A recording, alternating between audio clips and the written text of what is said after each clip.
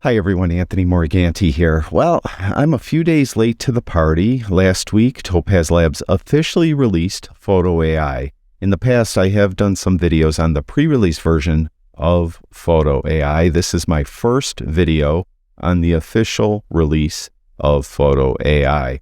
Now, if you already own what Topaz Labs calls the image quality bundle, that is Denoise AI, Sharpen AI, and Gigapixel AI, you could get Photo AI for free. If you don't own the image quality bundle, you can buy Photo AI outright. It is currently $40 off. I'll have a link to it in the description below this video. Now, in the past, when I've done these videos on the pre-release version, it was always using images that had a lot of noise and they weren't necessarily blurry. So to change it up a bit, I'm doing an image that is pretty blurry, and we're going to see how well Photo AI can sharpen the image. Now, it does have some noise, not a ton, but the main problem with this photo is its blurriness. Now, Photo AI works as a standalone app. It will read raw files. It also works as a plugin in Photoshop and Lightroom. As you can see, I'm in Lightroom. I'm just in Lightroom because it's easier to give you a before-after of the image in Lightroom. So I'm going to send this image as is into Photo AI. I'm just going to right-click on it, go down to Edit In, and then down to Topaz Photo AI. Now, I mentioned many times the limitation of Lightroom is you cannot send a raw file directly into a plugin, any plugin, not just Topaz Labs plugins. So because of that, we have to send either a TIFF, PSD, or a JPEG. Topaz Labs recommends using a TIFF with these specifications, so that's what I'll do, and I'll click Edit. Now you can see in the top left-hand corner, there's a progress bar. Lightroom is creating that TIFF file with those specifications. It's opened in Photo AI, and you can see that it's on autopilot. It's looking at the image and determining what it needs. Well, it needs some noise reduction. It also says it's soft, and it used some type of sharpening done to the image. It's done it now. It takes a second to update, and you can see there's a progress bar in the lower left-hand corner. You just wait for that to update. Now you can see it already did. And I'll give you a before-after just by clicking on the image. There's before and there's after. So it really can be as easy as that. You just load an image into Photo AI. It uses its quote AI to examine the image and determine what it needs. This image needed some noise reduction and it needed to be sharpened. Now, you could make the argument, looking at the image, that it might be a bit over-sharpened. Well, you could override everything. For example, right now in the Remove Noise section, I could roll that open, and you could see that it used normal noise reduction. I could try to use strong if it didn't remove all the noise, but I could see, looking at the background, where there was some noticeable noise, that it definitely removed it. And I could lower it or higher it with I could use less noise reduction or more noise reduction by moving the strength slider if I so choose, or I could turn it off altogether. Now, as far as sharpen is concerned, it used motion blur, has the strength at 33. Now, these were auto settings. It does look maybe just a touch over sharpened, and I'll pull this down a bit. Maybe let's try like 23.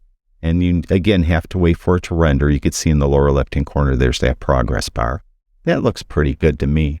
Now, you do have the option of having it find the subject in the photo and only apply the sharpening to the subject. Of course, in this image, we don't want to sharpen the background. We just want to sharpen the bird. So I definitely want that on. And if you had it off, it would sharpen everything. So you could see there's a before and there's an after. Now, the gigapixel side of Photo AI is right down here. And you can see that we could change the resolution of the image, either 1x, 2x, 4x. We could max it out, or we could just put in a specific width, pixel width that we want, and or pixel height that we need, and then it will enlarge. Now, in this case, I don't think I need to enlarge this image. Now, if you did want to upscale it, let's say you go to 2x, let's just do it for fun. It will zoom in. It, of course, has to re-render, and it will automatically turn on enhanced resolution. That's what it's doing to make sure that the image is still sharp when it is enlarged. Now, it's all zoomed in. it's still enhancing. Let it do its thing. There's okay, there's before and there's after. Again, you could probably make the argument that might be a bit too sharp. So we could zoom out. We could go to this and go to fit. Of course, we have to wait for it to re-render. Whenever you zoom in or out, it has to go through all these motions again. And depending on the speed of your computer, this can take some time. I'm fortunate enough to have a pretty fast computer. Now, again, that looks too sharp to me. So I could open up enhanced resolution and I could see that it used low resolution. I could try natural. Let's just try it. And so you can override all these auto settings is what I'm getting at, and let it do its thing. And once it's done enhancing, yeah, actually that looks better. And now at 2x upscale, my resolution is 7,524 by 4984.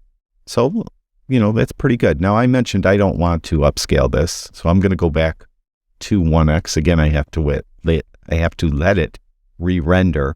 And the specific reason why I'm doing this, it's easier to give you a before after in Lightroom if both images are the same exact size.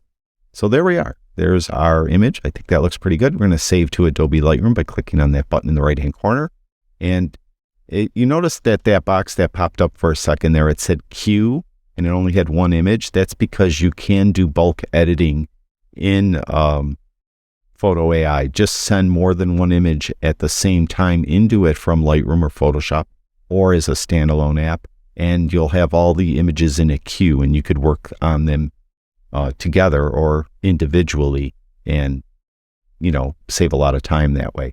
Now here's our original blurry image, and I'm going to zoom in on a critical part. I'll get some of that background in there too, so that you could see the noise over in here, and you can see how blurry it is. Now I'm going to go up to View, and I'm going to lock the zoom position so that when I click on the next one, you could see how sharp it is and how it got rid of the noise.